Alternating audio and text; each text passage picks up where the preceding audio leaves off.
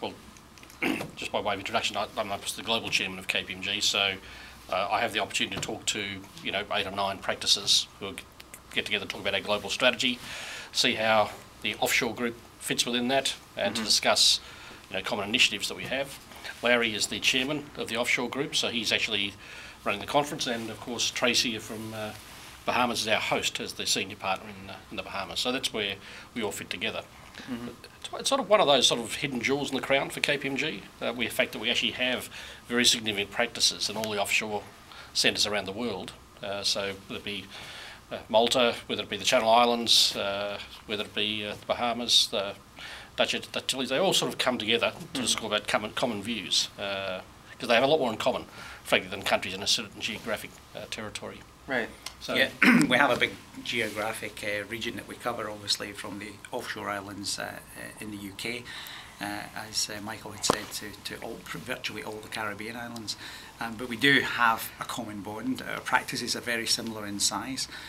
Most of them are quite dominated by financial services, and particularly in the Caribbean, and by tourism and infrastructure as well. Yeah. So we have a lot of in common. So it's actually despite the geographical challenge, it's a very neat structure of a grouping of small practices within KPMG that together we actually form quite a sizable unit. And that unit then, as chairman, I represent that unit at the European and the global boards of KPMG. So what are some of the specific things that you're going to be tackling from an offshore perspective? What are some of the things that you find have evolved over the past couple of years that really require more attention than in the past? Well, I think first of all is the state of the global economy and what that means in terms of opportunities and risks.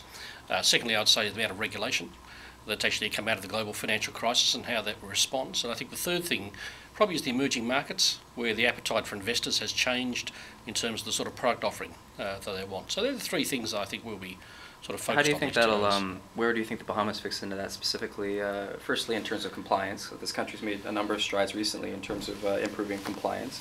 How do you think we're doing in terms of compliance? I think you're on track. I think from what I've seen in terms of the ability to basically put some regulatory environment around things like FATCA, to start to be much more transparent in terms of the fiduciary responsibilities around trustee responsibilities. I think there's a general view that the Bahamas is moving in terms of what the global timetable is that's required. What do you think we could be doing better?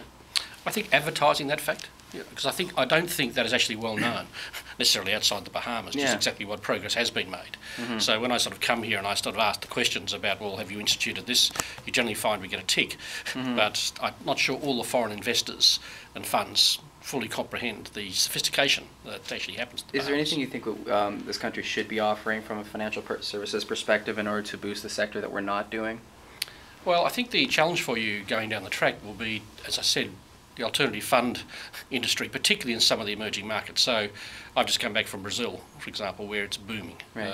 I was staggered by the amount of foreign interest in these types of countries, and I think that will then flow through to Mexico, sort of Colombia, Peru, and Chile in this marketplace. So you're ideally located there.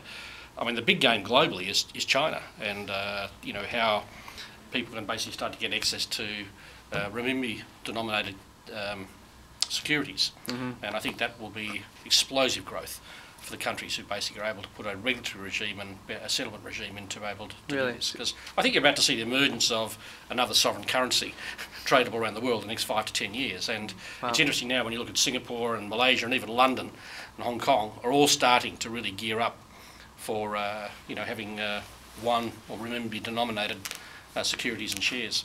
Wow. Okay, and you actually led me into my next question regarding China, of course. It's a subject that I'm also very interested in, is Chinese investment in the Bahamas and the Caribbean in general. This place is doing some pretty interesting things when it comes to China. So, and I know that obviously you're based in Hong Kong and you're Asian links. So, what do you think about what's going on here regarding Chinese investment in the region, but then also specifically the Bahamas? A lot of big companies coming here, a lot of large transactions. Do you think there could be more? What do you see so far?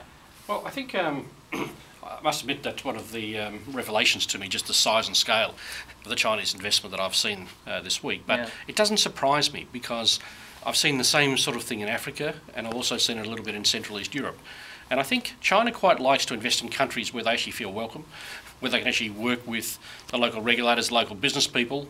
There's also a bit of a cluster mentality. So once you get one Chinese investor talking the good story, then the others tend to follow because they feel accepted and welcome. Whereas in many other countries, China's not had a great experience in terms of people not understanding what the true motives are, having different corporate governance regimes, really not allowing them to take strategic investments. And within China itself, I think that they very much look at the strategic alliance between the countries at a political and diplomatic level as much as they look at the economics. One of the interesting things, actually, when I attended a conference here a while ago, and they were saying that one of the actual motivations, obviously there are certain economic benefits to Chinese companies coming here, but apparently a lot of the countries actually that are not in favor of Taiwan are actually clustered a lot in this particular region. So part of their strategy actually is to reach out and to branch out politically and to gain that understanding that you're sort of speaking of.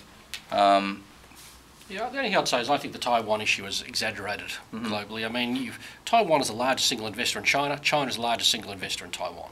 They actually work pretty well together. And it's only the politicians who tend to sort of beat their chest from time to time. Economically, they are very aligned.